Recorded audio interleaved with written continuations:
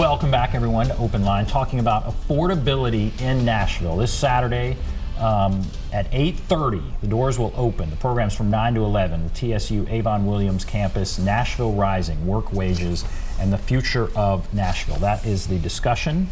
Let's go back to the phones. Let's go to Lucy. Hello, Lucy. Hey, y'all.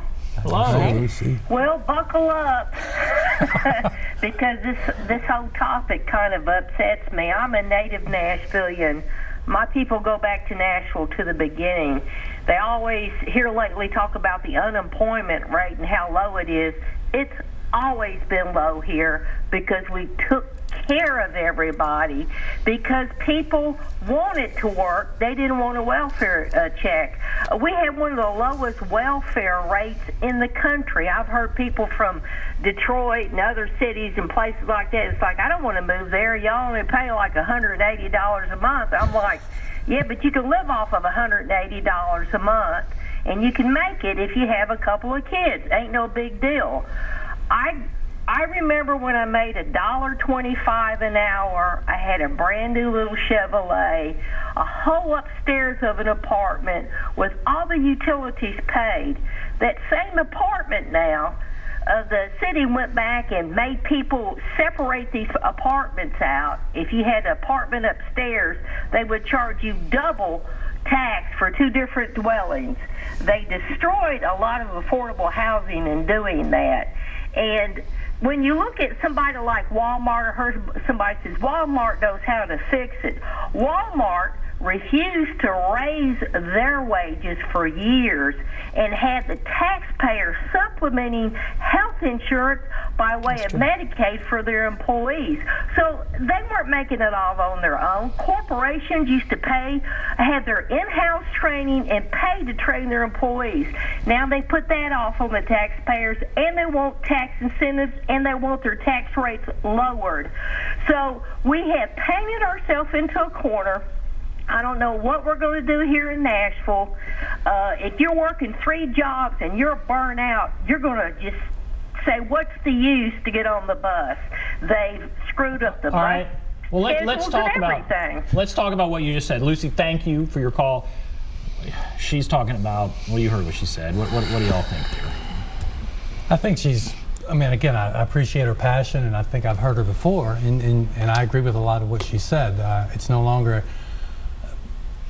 it's almost like cities have become Shark Tank, but the companies are the ones who are trying to take the equity out of the city, and it's different. It's not the corporate covenant with the community in terms of the social obligations that still exists, but in terms of wages and compensation packages and health care, no longer is as strong as it used to be. And you hear the frustration in people's voices who can't make it here anymore. So I feel her passion, and I think she's right on the large issue.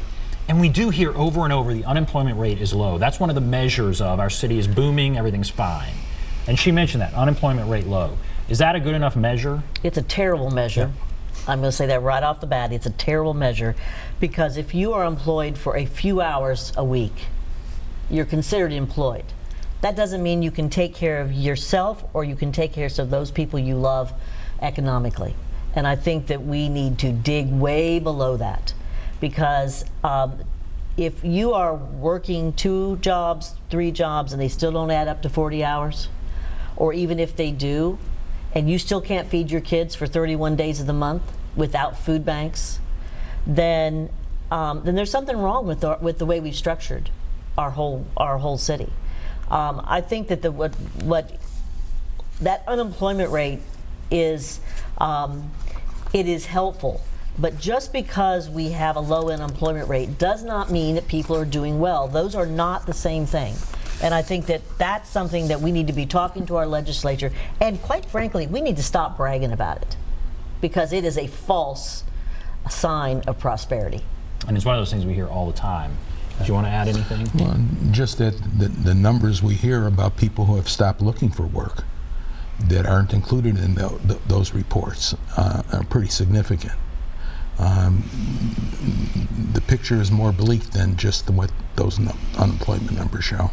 And Nashville doesn't have a strong history of labor organizations and labor organizing, but I think if you look at the good old days in the industrial economy, we had very high rates of unionization across the country that lobbied on behalf of a livable wage and a good compensation package for people in that manufacturing economy. But we've lost that attachment to unions as a society.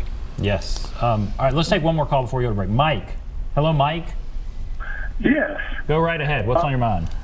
Yes. I'd like to thank you for discussing this topic of affordability. In particular, I'd like to make a comment about public housing, real estate in general. I have several friends that have moved to Nashville in the last 10 years. They bought a house.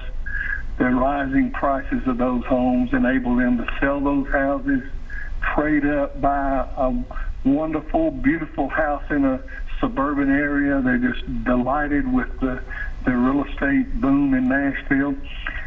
What we don't want to forget is that real estate that is sold in Nashville is a meeting of the mind between the seller and the buyer.